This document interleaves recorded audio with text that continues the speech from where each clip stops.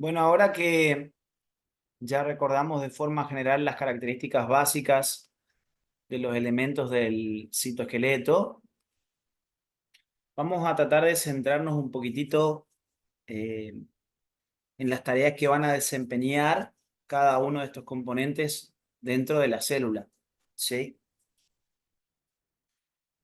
Esto nos va a mostrar que el citoesqueleto realmente está conectado con un montón de otros temas, ¿sí?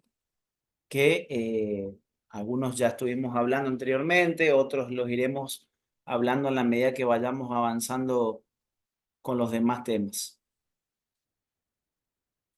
Si nos centramos en la parte microtubular, primera medida, ¿sí? Entre las primeras tareas que van a desempeñar los microtúbulos, vamos a tener el mantenimiento de la forma celular. Si ustedes prestan atención a esa función, va a estar presente en los tres elementos del citoesqueleto, ¿sí? Mantenimiento de la forma celular. En los tres componentes van a tener esa tarea en común. Los microtúbulos, además, participan en lo que se conoce como polaridad celular, ¿sí? Ustedes ubíquense de que cada elemento del citoesqueleto tenía una ubicación precisa dentro de la célula, ¿sí? Lugares característicos donde nos vamos a encontrar con cada uno de estos componentes, ¿sí? En el caso de los microtúbulos, se encontraban desde la zona del centro, cercano al núcleo, e irradiaban en todas direcciones en dirección hacia la membrana plasmática. Entonces, esto los transforma en un elemento importante para esta tarea de la polaridad celular, que básicamente, lo que estaría eh, haciendo con esta tarea es ser responsable de ubicar cada componente dentro de la propia célula, ¿sí? Nosotros ya vimos algunos otros organoides, como por ejemplo los del sistema de endomembranas, ¿sí? Este conjunto de organoides membranosos que formaba el sistema endomembrana, cada uno va a presentar una determinada ubicación dentro de la célula, pero esas ubicaciones no están dadas al azar, ¿sí? Sino que cada componente en particular de la célula, cada organoide, aparte de los incluso de los elementos del sistema endomembrana, otros organoides que no correspondan a este sistema, las mitocondrias, los peroxisomas y demás, cada uno van a tener una ubicación dentro de cada célula, ¿sí? Y ese correcto posicionamiento de organoides dentro del espacio celular va a estar a cargo de los microtúbulos, ¿sí?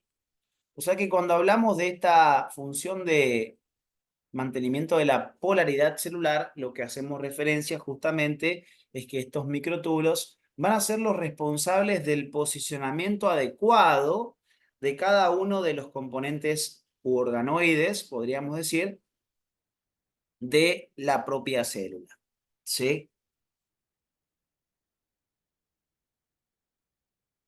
Ya hablamos en las generalidades, ¿sí? De que los microtúbulos son estructuras tubulares huecas y no ramificadas con un diámetro de 25 nanómetros que están presentes prácticamente en todas las células eucariotas, ¿sí? En casi todas, ¿sí? Aunque a ustedes le dan como que son en todas las células eucariotas del citoesqueleto, ¿sí? Extendidos desde la zona cercana al núcleo y desde ahí irradiando en todas las direcciones,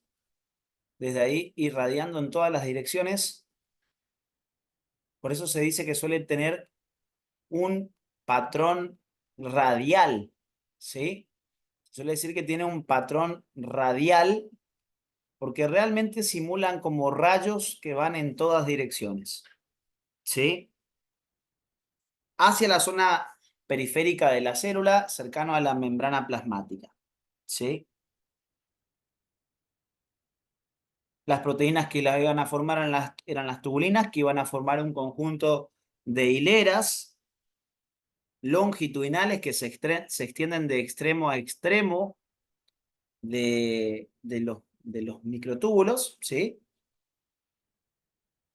Constituyendo lo que se llaman protofilamentos.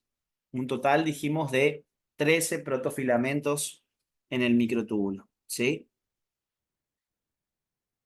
Esos protofilamentos se van a formar a partir del ensamblaje organizado, ¿sí? De bloques diméricos de subunidades de tubulinas alfa y beta. Las alfa siempre asociadas con GTP, mientras que las beta, ¿sí?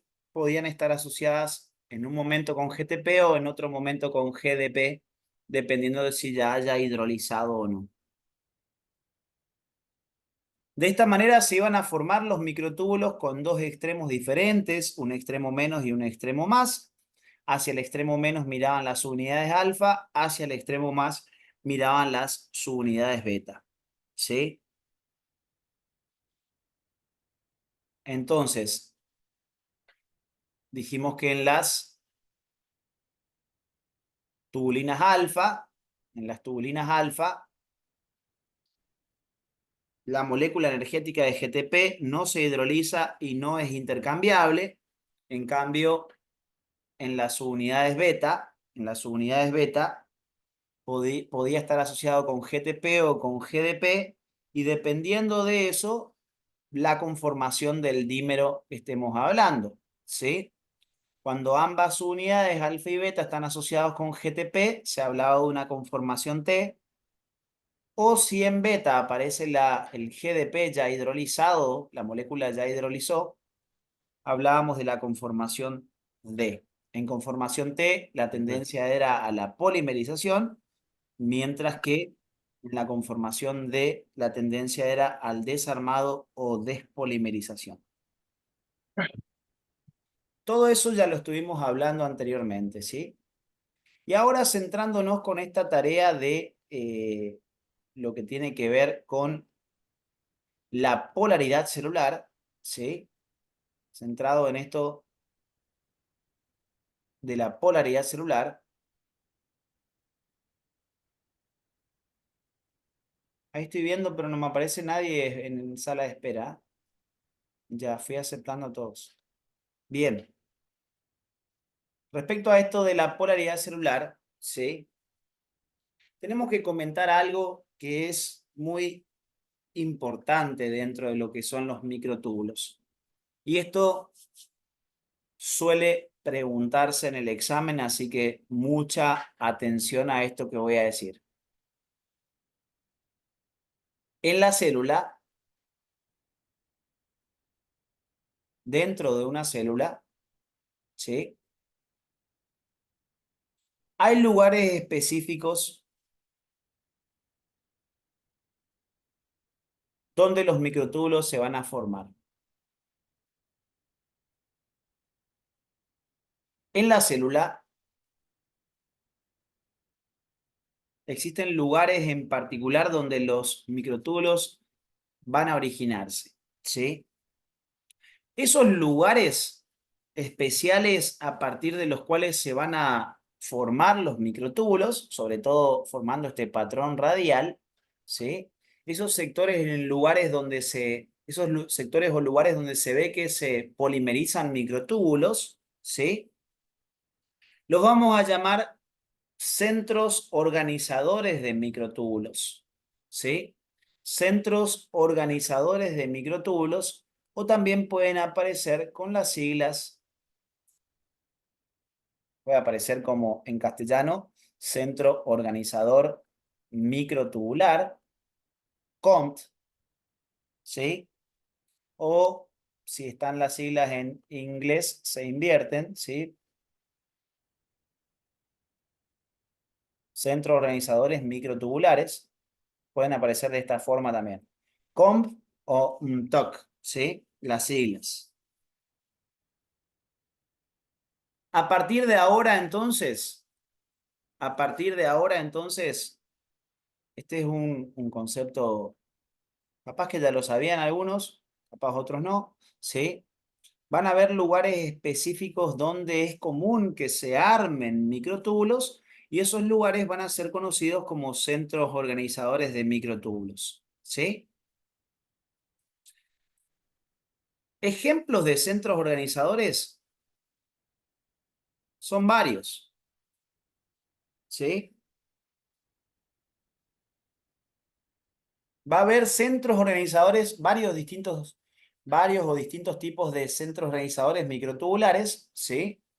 Donde, por ejemplo, como ejemplo de ellos podemos nombrar a uno principal que se llama centrosoma, ¿sí?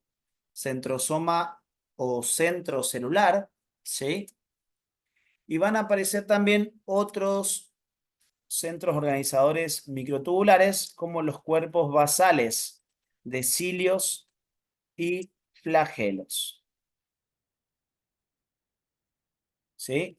Son de los COMT que más se van a estudiar. Son ejemplos de COMT, ¿sí? Son ejemplos de COMT. Centros organizadores microtubulares, lugares donde polimerizan microtúbulos. Hay uno de ellos que es el más importante, que es el centrosoma o centro celular, como lo vemos acá.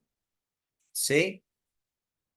El principal de los centros organizadores microtubulares es uno que se denomina centrosoma o centro celular. ¿Sí? Si nos ponemos a estudiar la estructura de ese centrosoma, esto que ustedes ven acá sería el resultado del armado de ese centrosoma. Estos que tienen el patrón radial van a ser los microtúbulos que estén formando parte de ese centrosoma. ¿Sí? Bien. Si nosotros analizamos el centrosoma, que es un ejemplo de Comte, ¿sí? Si nosotros analizamos la estructura del centrosoma o centro celular, principal centro organizador microtubular de las células, ¿sí? Este centrosoma va a estar formado por un conjunto de elementos. En primer lugar, vamos a nombrar una estructura conocida como diplosoma, ¿sí? El diplosoma son estos dos elementos que ven acá con aspectos de tubitos en el centro, que son estructuras conocidas como centriolos. Vemos dos centriolos formando el diplosoma, ¿sí? Diplosoma, o podemos nombrarlo como un par de centriolos, ¿sí? Que se van a ubicar en relación perpendicular entre sí. O sea que la ubicación de un centriolo respecto al otro es formando como una especie de ángulo en 90 grados, ¿sí? Ese par de centríolos que forman el diplosoma se van a ubicar de manera perpendicular uno a otro, ¿sí? Perpendicular uno a otro. Ya vamos a ver después cómo está constituido cada centriolo, porque en cada centriolo nosotros nos vamos a encontrar con un aspecto de remolino en realidad. Acá se ven como aspectos tubulares, pero en realidad a la hora de estudiar la forma de un centríolo, ¿sí? Les voy a ir mostrando dibujos, pero ya los vamos a ir comprendiendo mejor en la medida que vayamos avanzando. La estructura de un centríolo aparece de esta forma. Así se vería un centríolo, ¿sí? Un aspecto de tubo, sí, pero un tubo arremolinado, ¿sí? En esos centriolos nos vamos a encontrar con un conjunto de microtúbulos que van a estar formando su pared, ¿sí? Y los microtúbulos que forman la pared de esos centriolos se ubican de a tres. Es decir, van a estar constituyendo lo que se conocen como tripletes de microtúbulos, ¿sí? tripletes de microtúbulos, formando la pared de un centríolo. Esos tripletes, si nosotros nos ponemos a analizar la constitución de cada uno de los tripletes de microtúbulos que tiene un centríolo, vamos a tener un total de 1, 2, 3, 4, 5, 6, 7, 8, 9 tripletes de microtúbulos. ¿Sí? Formando parte de las paredes de esos centriolos. Al asociarse esos 9 tripletes, van a dar este aspecto de barril como torcido sobre su mismo eje, que le da un aspecto de remolino. ¿Sí? Si nosotros analizamos la constitución de esos tripletes, cada triplete de microtúbulo va a tener un microtúbulo más central, que se llama microtúbulo A, y por fuera van a aparecer de forma ordenada un microtúbulo B y un tercer microtúbulo que se llama microtúbulo C. Así está constituido un triplete de microtúbulo, con un microtúbulo A, un B y un C. Esto se repite 9 veces, por eso decimos que la estructura de un centríolo es de 9 tripletes de microtúbulos. ¿Sí? En esos tripletes, el microtúbulo más central es el A. Si nosotros miramos al microtúbulo A, es un microtúbulo totalmente clásico, ¿sí? Como lo venimos estudiando hasta el momento. O sea que si yo doy toda la vuelta de este microtúbulo y analizo la composición de su pared, ¿cuántos protofilamentos se supone que tendría que tener? Pues, ¿Eh? 13. 13 protofilamentos, ¿sí? ¿Y cuánto de diámetro tendría que tener? Diámetro externo fundamentalmente. 25 nanómetros. 25 nanómetros de diámetro. ¿Sí? Bien. Es decir, que cuando hablamos de un microtúbulo A, el microtúbulo A se caracteriza por ser completo, porque tiene los 13 protofilamentos que tendría cualquier otro, y 25 nanómetros de diámetro. En cambio, por fuera del microtúbulo A aparecía un microtúbulo B y un microtúbulo C. Primero que nada, ¿les parece que el diámetro de B y de C es mayor o menor que el de A?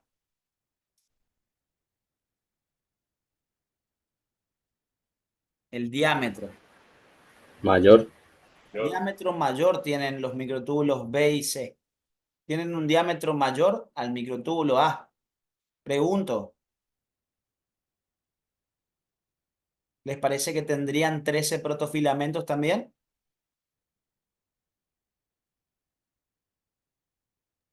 Menos. Tienen menos protofilamentos. Les pueden decir que tienen entre 11 y 12 o algunas veces dicen entre 10 y 11. ¿Sí?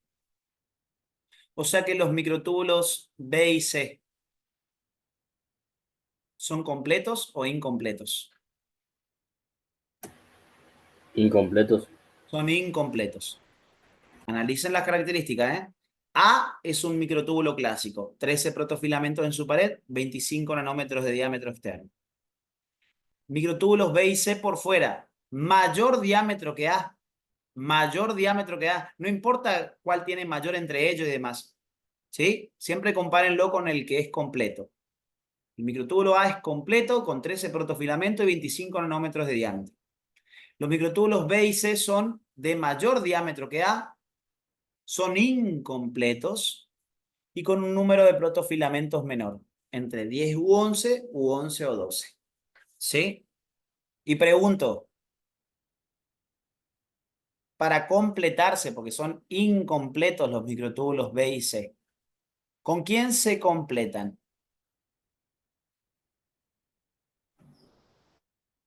El C ¿Cómo? Con el B y el B sería el C con el B y el B con el A, ¿o no? Exactamente, o sea que los microtúbulos incompletos se completan ese espacio de la pared que no lo pueden hacer ellos con la pared de su microtúbulo vecino.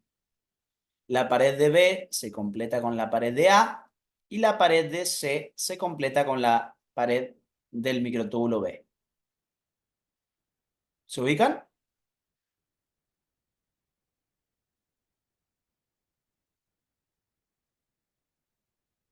¿Están ubicados en esto? Profe. Entonces, ¿cómo está formado un centriolo?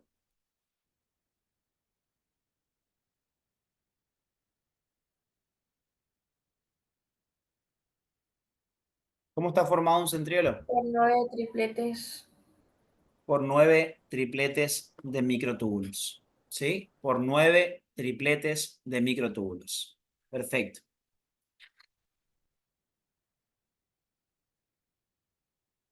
Después vamos a nombrar, ¿sí? Dentro de toda esta parte de microtúbulos, ¿qué decíamos que pasaba con los microtúbulos de manera general? ¿Los microtúbulos se caracterizaban por ser estables o inestables por lo general? Inestables. Se caracterizaban por ser estructuras inestables. Y al ser inestables, ¿qué es lo que generalmente vamos a ver que están haciendo? Que se desarman y se vuelven a rearmar. Se arman y desarman, se arman y desarman. ¿Sí? Se podía llegar a hacer que, si era necesario, se puedan estabilizar. ¿Sí? Se puede llegar a estabilizar, pero para eso necesitábamos asociarle determinados tipos de proteínas. ¿Sí? Para lograr su estabilidad. Bueno, de esto podemos concluir entonces, a partir de todos estos comentarios, de que van a haber sectores de la célula donde se van a ver microtúbulos armándose y desarmándose. Y que van a haber otros sectores donde los microtúbulos, una vez armados, van a permanecer armados. Dicho de otra manera, en la célula nos podemos llegar a encontrar con microtúbulos que sean estables, o sea, se armaron y se quedaron armados gracias a la asociación con proteínas, o pueden haber lugares donde los microtúbulos van a aparecer como inestables o lábiles, generalmente sin asociación de proteína porque es ya su comportamiento normal es ser lábil. Si queremos lograr la estabilidad tenemos que asociarle proteína. Ellos de por sí son lábiles. Van a haber lugares de la célula donde se van a formar microtúbulos estables y van a haber lugares de la célula donde los microtúbulos se van a estar armando y desarmando. A partir de ahora, lugares donde aparecen microtúbulos de características estables van a ser cilios, ¿sí? Flagelos y encentríolos. De esto estábamos hablando justamente. ¿Sí? Acá están los centríolos, formados por 9 tripletes de microtúbulos. Ahora sabemos que los microtúbulos que forman las paredes de los centríolos son estables. Entonces, ¿qué van a tener que aparecer para estabilizar a esos microtúbulos? ¿Qué elementos van a tener que aparecer?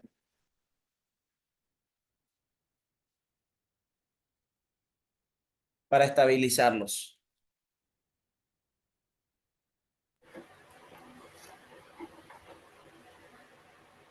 Proteínas. Van a Las tener que MAPS. aparecer un conjunto de proteínas que le den esa estabilidad. En cilios, flagelos y centriolos va a haber proteínas que les van a dar la estabilidad. Para lograr la estabilidad necesitamos que hayan proteínas asociadas. En estos lugares, cilios, flagelos y centriolos, ¿sí? Vamos a tener un conjunto de proteínas que van a estar ayudando a que se estabilicen. Los cilios, así a forma muy general, son especializaciones de la membrana, de la zona apical, ¿sí? Que habíamos dicho que la tarea que desempeñaban los cilios básicamente era barrer la superficie de un epitelio, ¿sí? Eso era importante en el aparato respiratorio, por ejemplo, para barrer las secreciones mucosas. A lo largo de nuestro aparato respiratorio,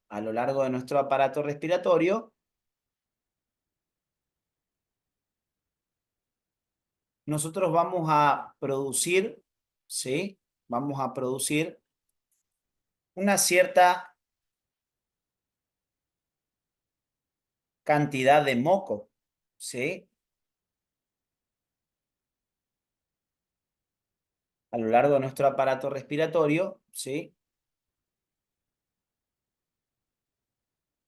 Vamos a tener la producción de una cierta cantidad de moco. Fíjense, en la parte apical, entonces, en las especializaciones de membrana apical, aparecían los cilios o sinocilios, que de hecho estaban constituidos por microtúbulos. Se caracterizaban por ser móviles y producir un barrido en la zona del epitelio. Pero ¿qué es lo que barre un cilio? En el aparato respiratorio, a lo largo de todo nuestro aparato respiratorio, es común la producción de moco, ¿sí? Un líquido de aspecto bastante pegajoso, que lo que hace es que cuando el aire ingresa por nuestro aparato respiratorio, por el conjunto de órganos que forman el aparato respiratorio, ¿sí? El aire que ingresa con polvo y con bacterias. Entonces, ese moco va a servir como para que cuando el aire está ingresando por la vía respiratoria, esas partículas de polvo y bacterias que estamos incorporando a nuestro cuerpo se vayan pegoteando en esa mucosidad y de esa manera estemos limpiando, filtrando el aire que metemos a nuestro cuerpo. ¿Sí? Pero ese moco, imagínense, no puedo estar almacenando todo el moco que produje en mi vida en el aparato respiratorio. Ese moco, si se acumula en la parte respiratoria, va a empezar a producir obstrucciones de la vía respiratoria. Entonces, ese moco tiene que, en la medida que se va produciendo y que se le van pegando partículas de polvo y bacteria, se tiene que ir eliminando, se tiene que ir barriendo del aparato respiratorio para evitar que la vía aérea se obstruya. Entonces, para eso vamos a utilizar a los cilios. Los cilios son barrenderos que van a encargarse en la zona apical de la célula de ir barriendo esas partículas, esas pelotitas de moco con polvo y bacterias van a ser barridas de forma ascendente por el aparato respiratorio para evitar su acúmulo, ¿sí? Y llevarlo hasta la zona, de forma ascendente, hasta la zona de la faringe. Cuando el moco llega a la zona de la faringe, lo podemos escupir por la boca, lo podemos eliminar por la fosa nasal, o parte del moco que también está en la parte respiratoria se termina tragando y cayendo hacia la porción digestiva. Eso no es problema, porque si tienen bacterias, por ejemplo, ¿sí? En el estómago había una célula que era la célula parietal, que entre sus funciones producía ácido clorhídrico. Ya vieron el transporte de ácido clorhídrico, ¿sí? En la producción de ácido clorhídrico. Y un factor importante para la absorción de la vitamina B12, que era el factor intrínseco. Esas células parietales van a producir el ácido clorhídrico, entonces cuando ese moco con bacterias cae hacia la parte del estómago, la mayoría de ellas son eliminadas por el propio ácido. O sea que no hay problema con eso, ¿sí? Si por alguna razón el organismo que viene viajando por el moco no es eliminado, cuando siga su camino por el aparato digestivo, ¿sí? Puede llegar a causar alguna sintomatología como por ejemplo diarrea, ¿sí?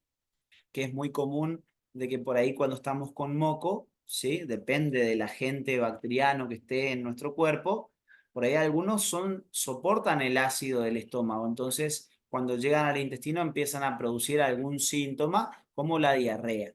Es muy común de que cuando estamos teniendo moco, en algún momento hagamos algún episodio de diarrea que puede estar asociado a esto, ¿sí? Bien, entonces, si yo quiero tener escobas que estén barriendo el moco, ¿les parece coherente que esas escobas se tengan que estar armando y desarmando o que siempre las tenga que tener armadas para que puedan cumplir con su función de barrido? Siempre armadas. ¿Eh? Siempre armadas.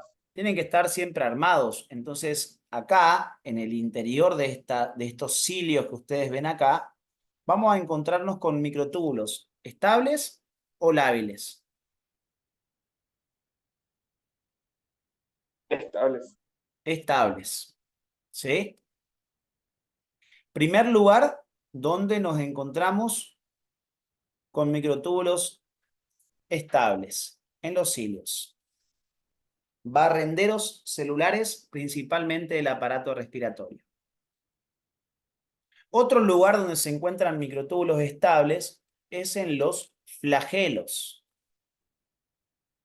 Los flagelos son consideradas estructuras de locomoción, ¿sí? Locomoción se utiliza esta palabra como parecido a la palabra motor que indica movimiento, ¿sí? Los flagelos son estructuras motrices o de locomoción, ¿sí? Cuando están presentes, los flagelos van a aparecer, por ejemplo, en la cola del espermatozoide. La cola del espermatozoide es un flagelo. Y también van a aparecer flagelos en las bacterias. Entonces, siempre que nosotros tengamos flagelos, son como motores para una célula, ¿sí? La cola del espermatozoide permite que el espermatozoide se pueda mover desde un lugar a otro. Lo mismo va a pasar con el flagelo de las bacterias. Van a permitir a estas células que las presentan poder trasladarse desde un lugar a otro. Por eso decimos que los flagelos son estructuras de locomoción celular, que permiten el desplazamiento de las células que las presenten. ¿Vamos hasta acá? Sí, Cris. Bien. Cilios, flagelos y centríolos se caracterizan por tener microtúbulos estables. Pero así como estos lugares tienen microtúbulos que se arman y permanecen armados, hay otros lugares donde los microtúbulos tienden a armarse y desarmarse. ¿Sí? ¿Estaba comiendo moco, Lourdes? Ah, no sé. Justo estaba comiendo eso. No sé si estaba hablando del moco o qué. Microtúbulos lábiles. ¿Dónde van a aparecer microtúbulos lábiles? Justamente en el centrosoma, que estamos hablando también de esto, principal centro organizador microtubular de toda la célula, centrosoma o centro celular, ya vamos a ver dónde aparecen los microtúbulos lábiles, que es básicamente en una parte del centrosoma que se conoce como ásterocorona. Acá estábamos viendo el centrosoma o centro celular. Estábamos hablando del diplosoma, que eran los centríolos. Ubicados uno en perpendicular respecto al otro, en 90 grados, no se tocan entre sí, y cada uno está formado en su pared por 9 tripletes de microtúbulos, como dijimos recién. Pero los centríolos, ¿tienen microtúbulos estables o lábiles? Estables. Estables. ¿Sí? Otras partes del centrosoma son la nube o matriz pericentriolar, ¿sí? Nube o matriz pericentriolar. Y otra parte es lo que se conoce como áster o corona, que son todos estos rayos que ustedes ven acá de microtúbulos. Estos microtúbulos del áster o corona se están armando y desarmando constantemente. O sea que mientras que los microtúbulos que forman los centriolos son estables. Los microtúbulos que forman el ástero-corona son ¿qué? Lábiles. Lábiles o inestables, ¿sí? O sea que en nuestro cuadro, donde aparecen lugares donde aparecen microtúbulos lábiles, le dice centrosoma o centrocelular, lo cual no está completamente bien, porque como parte del centrosoma están los centriolos, y en los centriolos hay microtúbulos estables.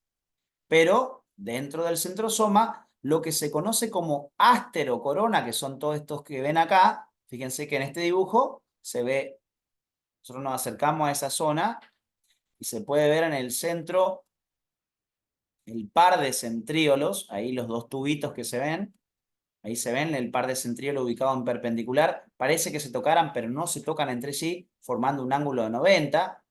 Alrededor aparece esto que es una nube de material denso, que se llama nube o matriz pericentriolar, ¿sí?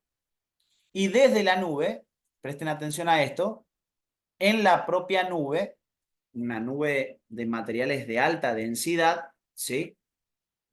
En la nube aparecen unas estructuras en anillo.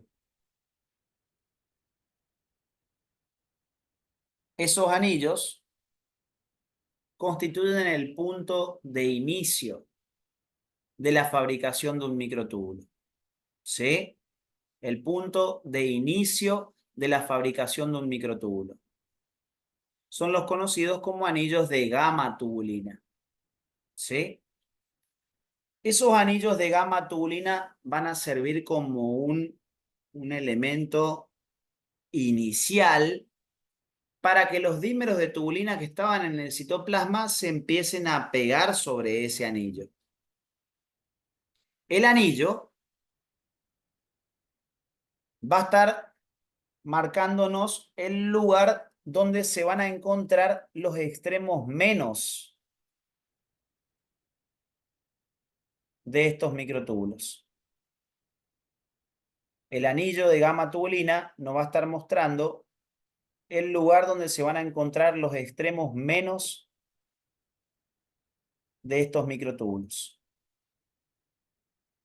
Y esos anillos dentro de la célula, porque estos anillos aparecen solamente en las células vivas, ¿sí? En in vivo, como se lo suele llamar. En los procesos in vivo aparecen los anillos de gama tubulina dentro de la célula. Esos anillos sirven como punto inicial para que se empiecen a formar microtúbulos. La etapa inicial de la formación de un microtúbulo la van a escuchar nombrar como nucleación, ¿sí? Nucleación es inicio en la formación, o sea que el lugar donde se van a producir las nucleaciones de microtúbulos, la primer parte de su armado, va a ser sobre estos anillos. Estos anillos formados por gama tubulina, asociados con otras proteínas, ¿sí? Van a servir como molde inicial para que los primeros dímeros se empiecen a pegar en este sector. Acá se va a empezar a nuclear el microtúbulo, ¿sí? Pero esos anillos no solamente sirven como punto de apoyo inicial, sino que van a estar marcando ¿qué extremo del microtúbulo?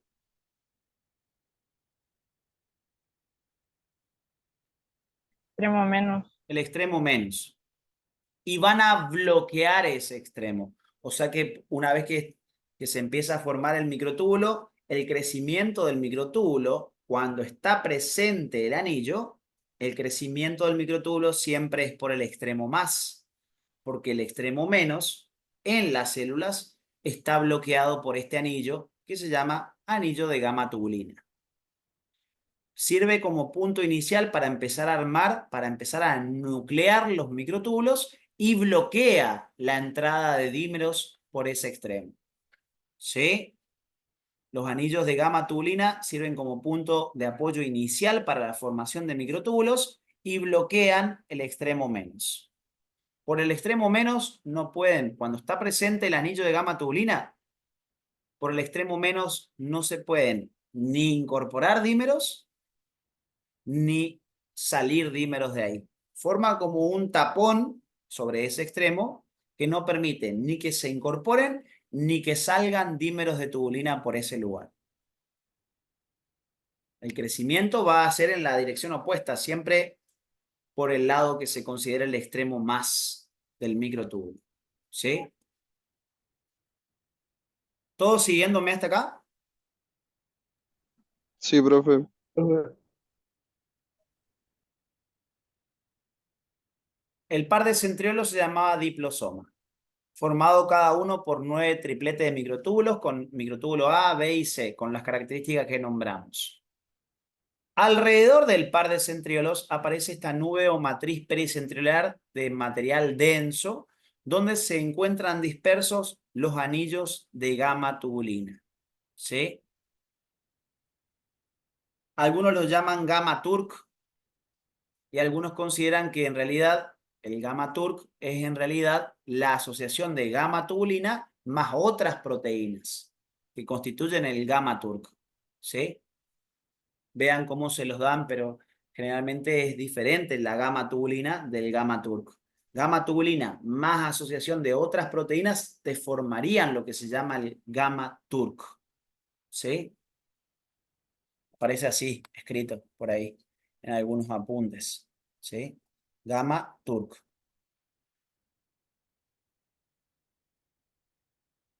Bien. Esos anillos dispersos en la nube, ¿sí? Que está rodeando a ese par de centriolos, va a tener dispersos en ella, en esa nube, los anillos de gamma tubulina o los gamma turk, ¿sí? Mejor dicho. Donde, como punto inicial, van a empezar a unirse dímeros de tubulina para ir haciendo crecer estos microtúbulos, que desde la zona de la nube no tocan los microtúbulos que salen de acá, no tocan al par de centriolos. Salen desde la nube. Y desde ahí, ¿qué hacen? Cuando empiezan a crecer en todas las direcciones. ¿Sí? Se van en todas las direcciones hacia la superficie celular. O sea que acá están los extremos menos y en dirección hacia la membrana plasmática se van a encontrar ¿qué cosa? Los extremos más. Los extremos más de todos estos microtúbulos. ¿Sí? Estos microtúbulos que crecen en todas direcciones van a formar el tercer componente del centrosoma, que es los microtúbulos del áster o corona. Áster significa estrella, porque tienen como puntas que van para todos lados. ¿Sí? Áster o corona. Y a diferencia de los microtúbulos que formaban los centríolos del medio, que eran estables, los microtúbulos del áster o corona son completamente inestables. Como verán acá, algunos microtúbulos se estarán desarmando, mientras que otros se pueden estar armando. ¿Todos ubicados hasta acá? Sí, profe. Sí. Bien. Los microtúbulos del áster o corona son el primer ejemplo de sectores donde los microtúbulos se están armando y desarmando constantemente. Y estos, ya conocidos por ustedes, los microtúbulos que forman el uso mitótico, que eran importantes para la separación del material genético durante la división, proceso que se llamaba cariocinesis, separación del material genético durante la división. La cariocinesis dependía de microtúbulos del uso mitótico, donde ya vimos que existían microtúbulos del áster, microtúbulos polares y microtúbulos cinetocóricos, cada uno con sus características.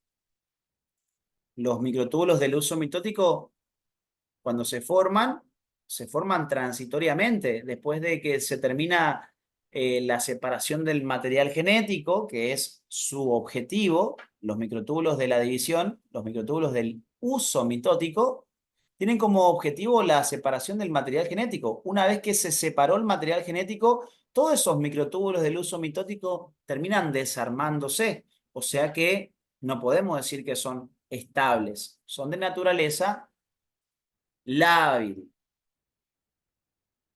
Entonces, de esta manera, conocimos los lugares donde se forman microtúbulos estables y los lugares donde se forman microtúbulos de comportamiento inestable o lábil. ¿Vamos hasta acá? Y de paso, completamos la estructura del centrosoma o centro celular. ¿Cuáles son los tres componentes que forman el centrosoma o centro celular?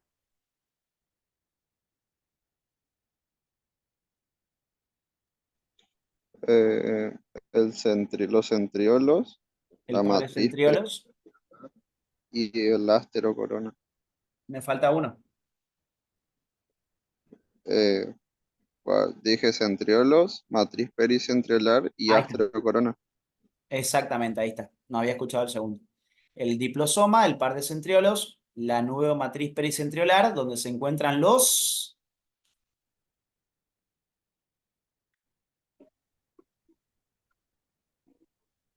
anillos de gamma tubulina, ¿sí? Y por fuera, desde la nube, irradiando en todas direcciones, los microtúbulos del áster o corona. ¿Ven? Acá se ve el patrón desde el centro hacia la periferia. El extremo menos de los microtúbulos del áster, ¿dónde se encuentra? ¿Cercano a quién? A los anillos de gamma tubulina. Bien, pero ¿cercano a qué zona de la célula? El núcleo. Cercano al núcleo. Perfecto. Y los extremos más se van en dirección hacia la membrana plasmática. ¿Todos ubicados en esto? Sí, ahí Profe. va. ¿Eh? Sí, va. Re bien. Bien. ¿Estos microtúbulos del áster o corona son estables o lábiles? Lábiles. Lábiles. Lábiles. ¿Sí? El asterocorona va a estar formado por cientos de microtúbulos que van a irradiar en todas las direcciones desde la matriz pericentriolar. ¿Sí? No toman contacto con los centriolos del centro. ¿Sí? Los extremos menos están mirando hacia la zona del propio centrosoma, cercano al núcleo de la célula, y los extremos más van en dirección hacia la periferia celular, ¿sí? Y adivinen qué, estos extremos más, cuando el microtúbulo está creciendo, acuérdense que los anillos no dejan incorporarse ni salir moléculas de tubulina por ahí. O sea que la modificación de longitud en el microtúbulo, ¿por qué extremo se produce?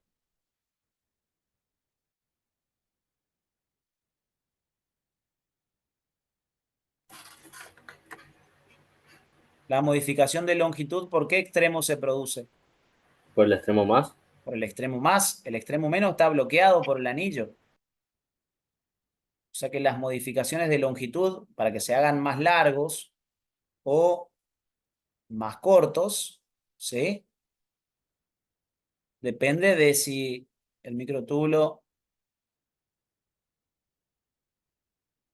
está en etapa de armado o desarmado, y esas modificaciones de longitud ocurren por el lado del extremo más, ¿sí?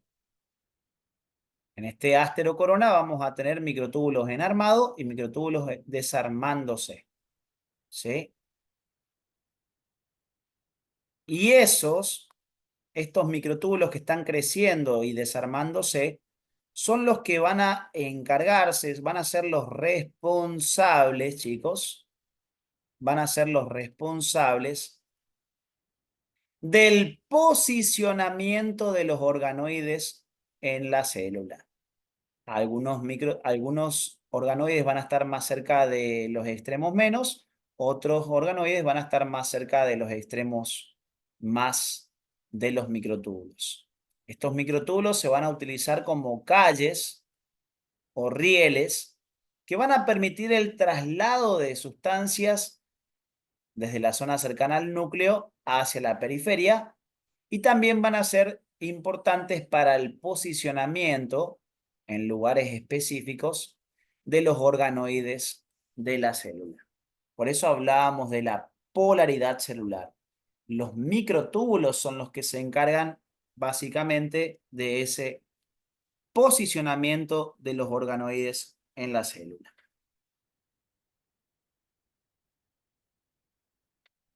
¿Vamos hasta acá o no? Sí, profe. Bien. ¿Preguntas de todo esto? Cris, Sí, posicionamiento sería lo mismo que polaridad. ¿O claro. entendí mal? Acá está Ok. puesto en palabra macheta, polaridad celular, pero ¿a qué se refiere con polaridad celular?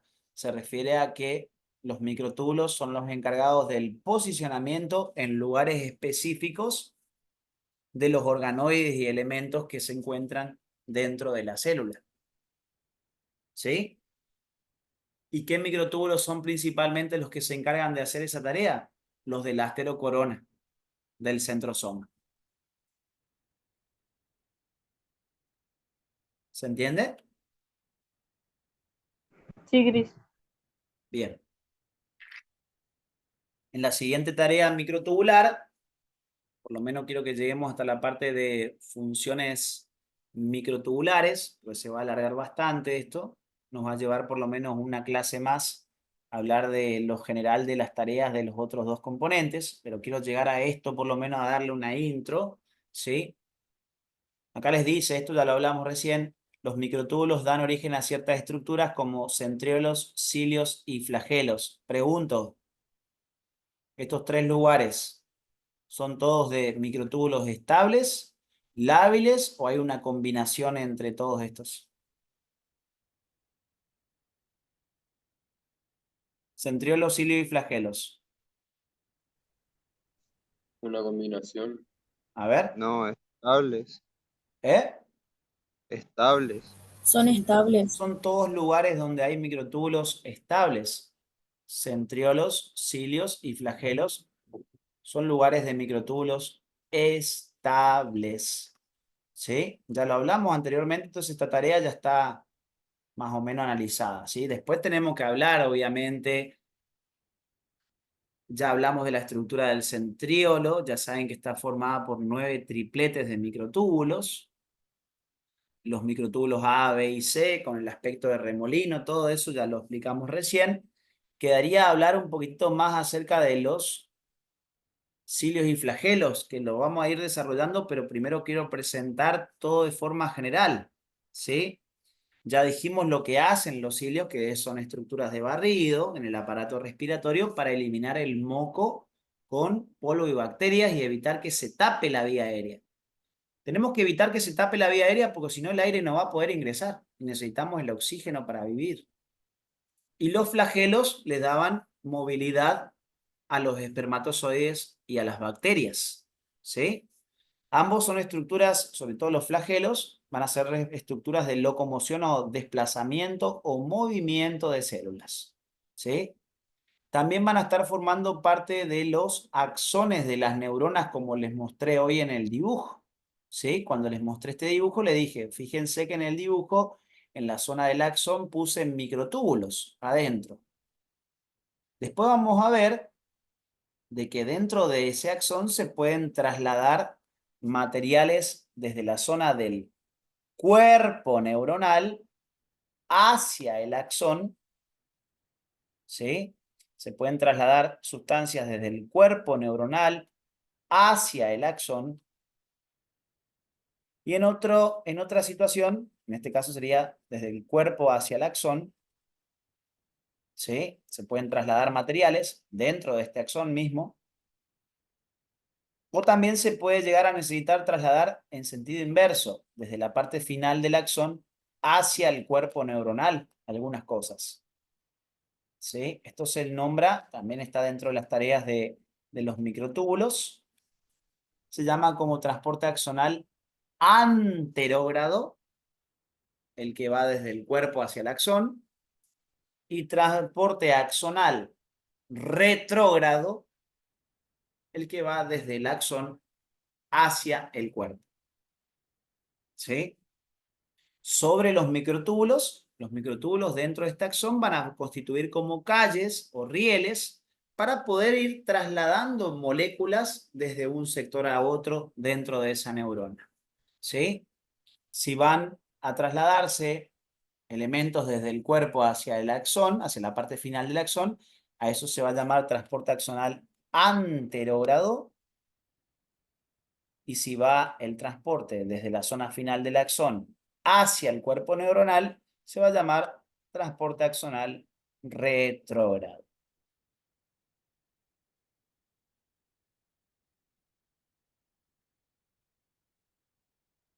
¿Vamos hasta acá? Me interesa incorporar terminología. Después vamos a ir repasando y vamos a ir profundizando. Pero quiero que vayan sabiendo todo lo básico acerca de funciones microtubulares. ¿Vamos hasta acá? Sí, profe. Sí, profe. Bien.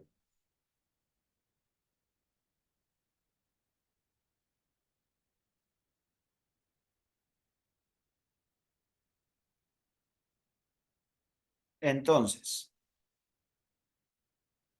dan origen a ciertas estructuras como centriolos, cilios y flagelos. Después vamos a estudiar un poquito más acerca de esto, algunas características más, ¿sí?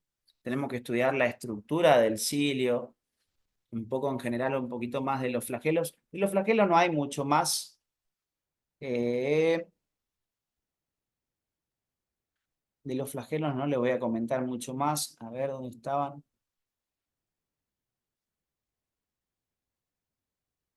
De los flagelos es básicamente lo que le comenté. Están formados por microtúbulos estables. Si vos querés moverte, la cola del espermatozoide, ustedes no van viendo que se va moviendo y de repente se deja de mover el espermatozoide y después vuelve a armarse, vuelve a generar la cola y vuelve a seguir. No, la cola está siempre. Entonces, tiene que estar constantemente armada esa estructura. El flagelo está formado por microtúbulos estables. Entonces, hacen que la cola permanezca armada siempre. ¿Sí? Se va moviendo constantemente el espermatozoide y eso es gracias a que los microtúbulos que están formando ese flagelo son estables. ¿Sí? Son medios de locomoción o de desplazamiento celular y están presentes en bacterias y espermatozoides. De los flagelos ya es eso lo que hay que hablar por el momento, al menos a usted no, en kinesio por ahí no piden tanto, en medicina por ahí piden un poco más acerca del funcionamiento del flagelo, pero esto es lo importante ahora. ¿Sí? El centrosoma y los centriolos, ya hablamos también, ¿sí? El centriolo, los 9 tripletes de microtúbulos, son organoides no membranosos, los centriolos, constituidos por microtúbulos estables también, ¿sí? Aparecen formando parte del centrosoma, aparecen formando parte del uso mitótico. Acá está puesto en signos de pregunta porque en el uso mitótico de células animales sí aparece, pero se ha visto que cuando se forma el uso mitótico en una célula vegetal, los centriolos no están formando parte de esa estructura, ¿sí? Las divisiones celulares de la célula vegetal, ¿sí? Son acentriolares, no tienen centriolos. También se las suelen conocer como mitosis anastrales, ¿sí? Porque no tienen ese centriolo que tendría que aparecer en cada polo de la célula durante la división. ¿Sí? Cuerpos basales y cilioflagelos, esto lo vamos a estudiar después. Estructura del centriolo, 9 tripletes de microtúbulos, como ya dijimos. El COMT, el principal COMT, ese era el centrosoma, formado por el diplosoma, la nube o matriz pericentriolar y el asterocorona. Así en forma sencilla, ¿sí? Lo que estuvimos hablando anteriormente. ¿Sí? Así que esta tarea chequeada un poquitito en general. Responsable del transporte axonal anterior y retrógrado, lo que les decía recién. ¿Sí? En la neurona se pueden trasladar materiales, ¿sí? En la neurona se pueden trasladar materiales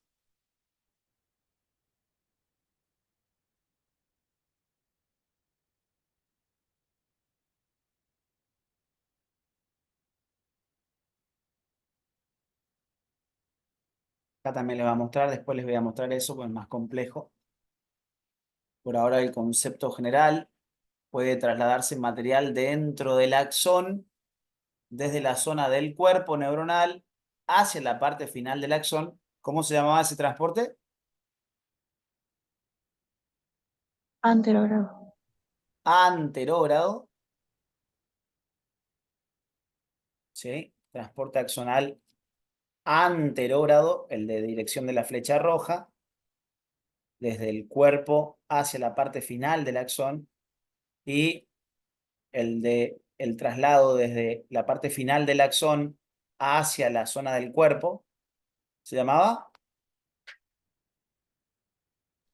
Retrógrado. Retrógrado, ¿sí?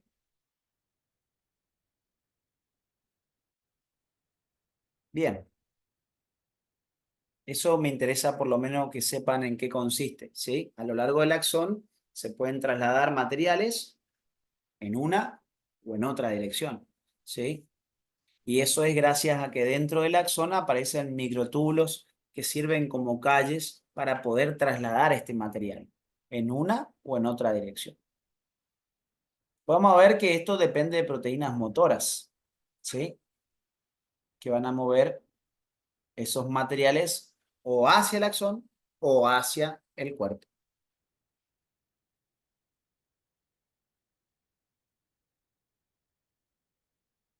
Forman el uso mitótico y son responsables de los movimientos que sufren los cromosomas durante la división celular. Esto también ya lo habíamos comentado, ¿sí? Esto también ya lo habíamos comentado. Durante la división, primero que nada, los microtúbulos del uso mitótico eran ejemplos de microtúbulos estables o lábiles.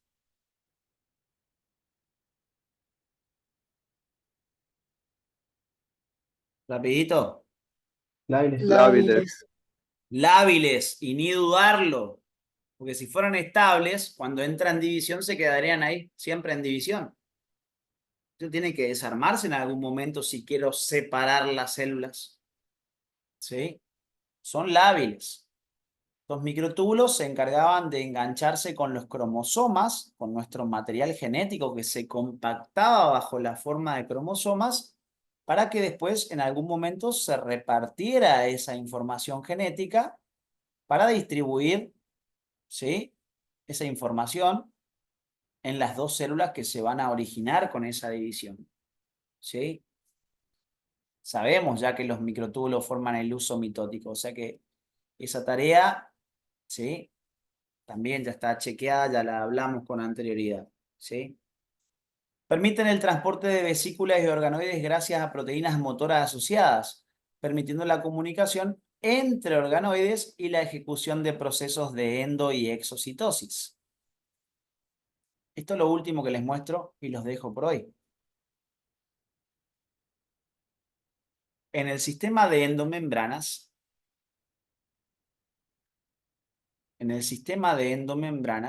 está todo conectado, por eso la introducción a los temas generales era importante.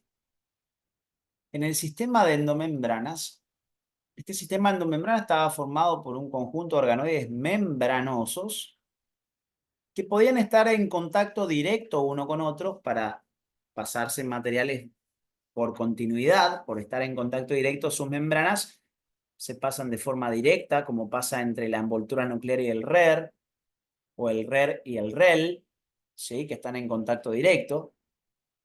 Pero habían otros organoides que estaban un poco más alejados entre sí. Entonces, en estos casos, cuando la comunicación es indirecta entre organoides, para poder trasladarse material desde uno a otro, se utilizaban vesículas.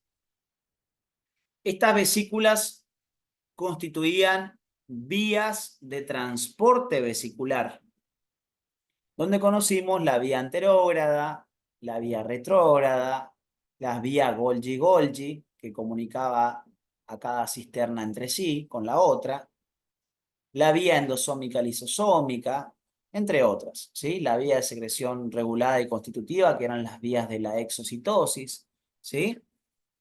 Un montón de vías vesiculares que servían básicamente para ir trasladando materiales desde un sector a otro de la célula.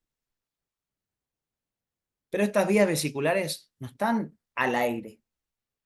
Estas vías vesiculares se logran gracias a la participación de proteínas motoras. Estas vesículas que ustedes ven formando parte de cualquiera de estas vías son en realidad agarradas, imagínense que esta fuera la vesícula, las vesículas del sistema endomembrana son agarradas por proteínas motoras que se cargan con la vesícula encima de ellas y se empiezan a mover desde un lugar al otro. Las proteínas motoras, en este caso de los microtúbulos, agarran las vesículas, las colocan encima de ellas y ellas con gasto de energía se van moviendo desde un lugar al otro. Y similar a personas que transportan cosas, ¿sí?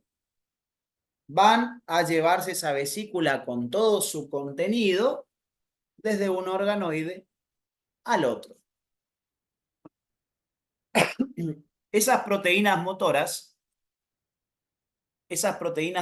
se encargan de trasladar las vesículas desde un lugar al otro. Pero sobre alguien tienen que caminar esas proteínas motoras. Las proteínas motoras serían como vehículos, ¿sí? Trasladando cosas. Pero los vehículos, los autos, necesitan de una calle sobre la cual transitar. Bueno, las calles sobre las cuales transitan esas proteínas motoras para trasladar materiales desde un lugar a otro, ¿sí? Las calles donde transitan justamente son microtúbulos.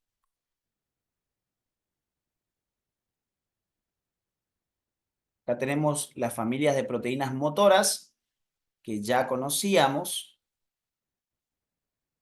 cuando les presenté la clasificación de las MAPS, que van a tener que volver a repasar toda la clasificación de las MAPS, formadoras de ACE relacionadas con la estabilidad, secuestradoras motoras. Dentro de las MAPS motoras, motor significa movimiento, dentro de las MAPS motoras aparecían dos familias de proteínas que son las quinesinas o cinesinas y las dineínas. Acá se ve la polaridad del microtúbulo, los extremos menos y más. Las familias quinesinas, todo movimiento implica gasto de energía. Entonces las MAPS motoras, como generalidad, para trasladarse, caminan sobre el microtúbulo, transportando la vesícula, ¿sí? Y en cada uno de esos pies, que en realidad después los vamos a llamar cabezas de las proteínas motoras, ¿sí? El sector globular o cabeza de las proteínas motoras, son los que van a tener asociado una molécula energética de ATP. Eso es muy importante, porque ustedes por ahí pueden llegar a confundir que los microtúbulos utilizaban GTP, sí, pero eso eran las tubulinas. Las proteínas motoras de cualquier elemento del citoesqueleto gastan como energía ATP, incluso las proteínas motoras de los microtúbulos. Proteínas motoras siempre gastan ATP. Para poder ir caminando, por decirlo así, pues en realidad se van arrastrando con la cabeza, ¿sí? Para ir caminando sobre los microtúbulos, van a ir dando como pasos, ya sea en dirección hacia el extremo más, la familia quinesina se mueve en general hacia el extremo más, y cada paso que van dando va gastando un ATP. Obviamente que cuando se rompe el ATP, rápido se va a recambiar, se va a soltar el ADP y va a colocarse un nuevo ATP para permitir que vuelva a dar otro paso y otro paso. Cuando se rompe el ATP, la energía liberada de la hidrólisis hace que la cabeza avance. Plax, da un paso. ¿Sí? Cuando la otra que tiene ATP rompe su ATP también, eso le da la energía para ir avanzando. Plax, otro paso. Pero ojo con esto. Ojo con lo que voy a decir. Cuando esta está rompiendo su ATP para dar el paso, la otra que ya hidrolizó está soltando la ADP y captando un nuevo ATP. Entonces, mientras que esta avanza, la otra recambia su ADP por un nuevo ATP. Entonces, cuando la otra avanzó un paso, esta ya tiene nuevamente ATP para volver a hidrolizarlo y volver a avanzar. O sea que mientras que una avanza, la otra está recambiando la molécula energética para que se vayan realizando pasos sucesivos sobre el microtúbulo. ¿Me están entendiendo lo que digo? ¿Me van siguiendo en lo que digo? Sí, Cris. Sí, profe. Bien, ya termino. Ya termino. Quinesinas se mueven hacia más, dineínas se mueven hacia menos. ¿Sí? Así en forma general, por lo menos quiero que lo sepan. Estas proteínas motoras pueden cargar vesículas o pueden unirse con cromosomas también para trasladarlos. ¿Sí? La cuestión es esta. Las vesículas del sistema endomembrana van a viajar desde un organoide al otro gracias a proteínas motoras que, caminando sobre los microtúbulos, se van a encargar de trasladar estas vesículas cargadas con distintos materiales desde un organoide al otro. Esa es la verdadera forma en la que se produce el traslado de materiales desde un organoide a otro, ¿sí? Sobre un mismo microtúbulo pueden estar viajando las dos proteínas motoras, pero dineínas van a estar trasladando en dirección a menos y las quinesinas van a estar trasladando en dirección a más. ¿Sí?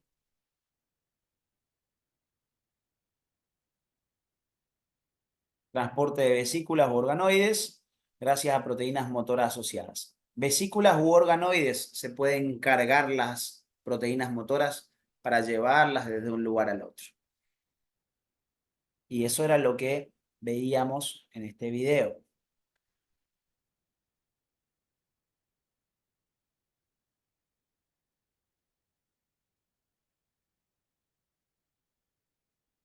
Eso era lo que veíamos en este video, ¿sí? Ahí está. Ahí se puede ver lo que estábamos hablando de microtúbulos. Estos son filamentos de actina, ¿no? Pero ahí se ven microtúbulos armándose, polimerizando. Si ustedes prestan atención, lo que se unen no son monómeros, son dímeros de tubulina, que al irse juntando van permitiendo el alargamiento de esos microtúbulos. Ahí se ven los protofilamentos que se forman. Son 3 en total. Ahí se está armando el microtúbulo. En otro momento, por su naturaleza inestable, se van a desarmar, ¿sí? Los microtúbulos estaban principalmente unidos por enlaces longitudinales o transversales. Longitudinales. Longitudinales, que son muy débiles. Entonces, eso le da su característica principalmente inestable. Entonces, ahí se están desarmando los microtúbulos, los dímeros están yendo a recambiar el GDP de qué subunidad.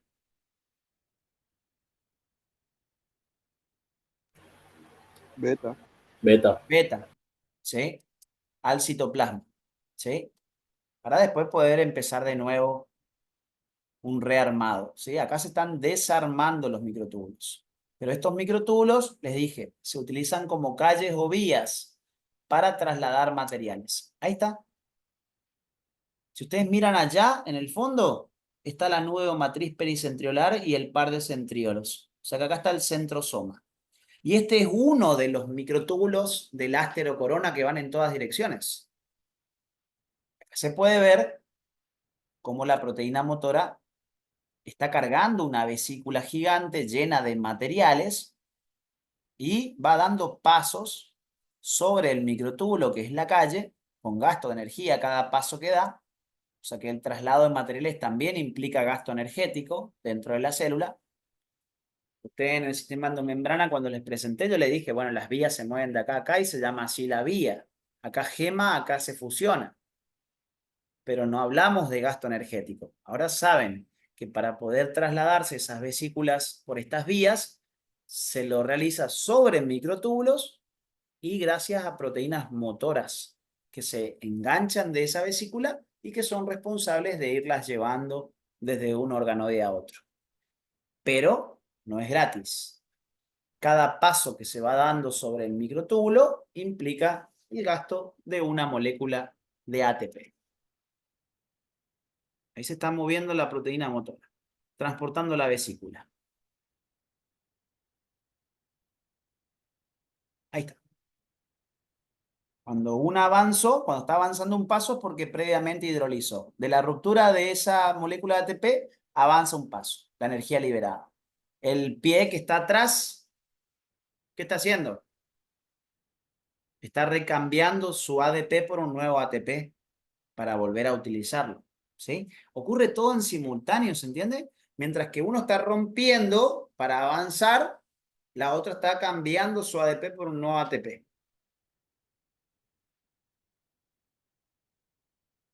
Ya se ve otra vesícula, pero en dirección opuesta. Este está moviéndose hacia la periferia celular, donde están, ¿qué extremos de los microtúbulos?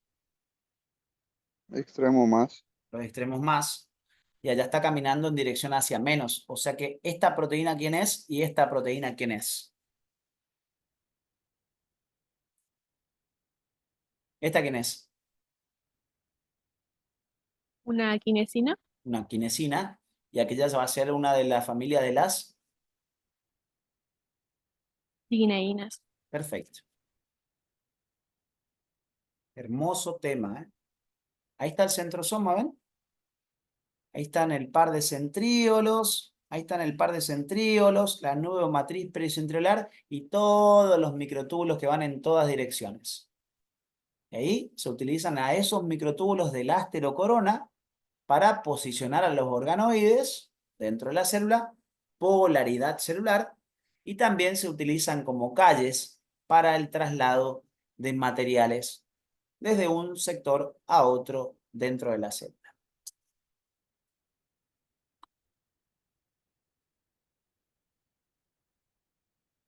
Ahí les muestra como que la mitocondria se va arrastrando, pero en realidad una proteína motora también la va llevando y posicionando en su lugar correcto. ¿Sí? Ahí está el centrosoma, ¿ven? Miren todas esas pelotitas que ven ahí pegadas, son vesículas que se están trasladando sobre esos microtúbulos del áster. Los centríolos ubicados en forma perpendicular, la nube o matriz pericentriolar y los microtúbulos del áster. Ese es el centrosoma. Principal centro organizador microtubular o COMT de las células.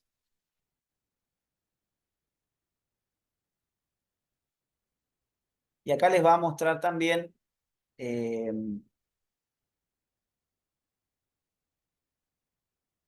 ¿se ve la pantalla?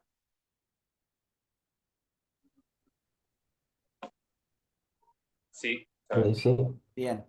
Acá les va a mostrar también, ahí está mostrando cómo se fabricaba una proteína. ¿Dónde dónde terminaba de fabricarse una proteína en una importación cotraduccional? En el RER.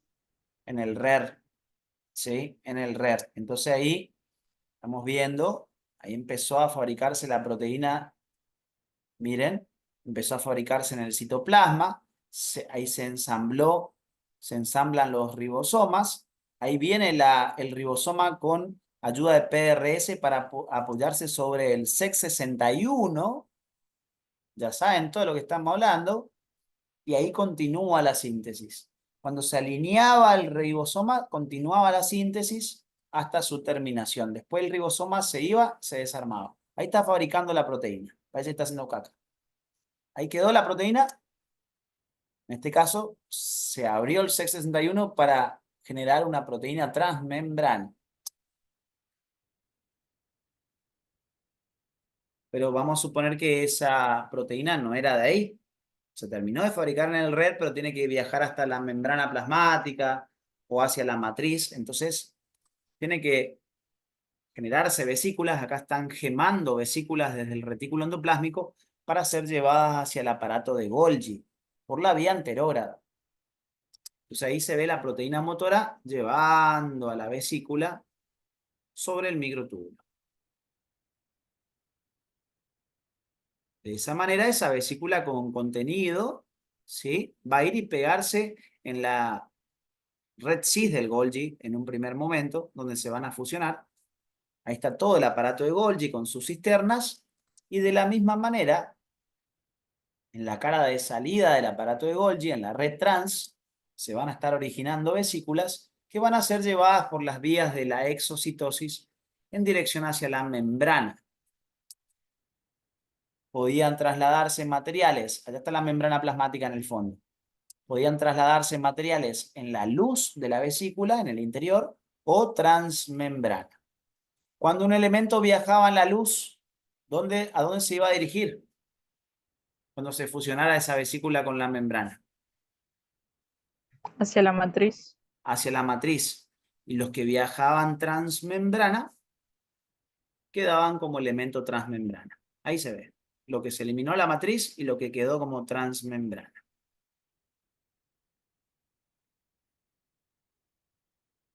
Ahora tienen una visión más amplia de todo lo que dijimos anteriormente.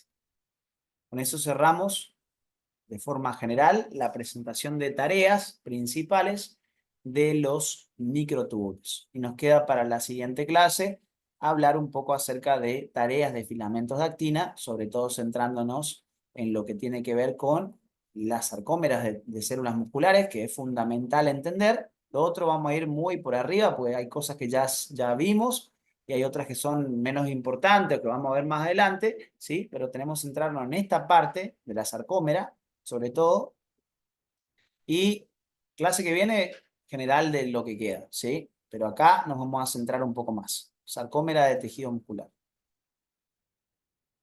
¿Alguna pregunta que quieran hacer? Corto el video.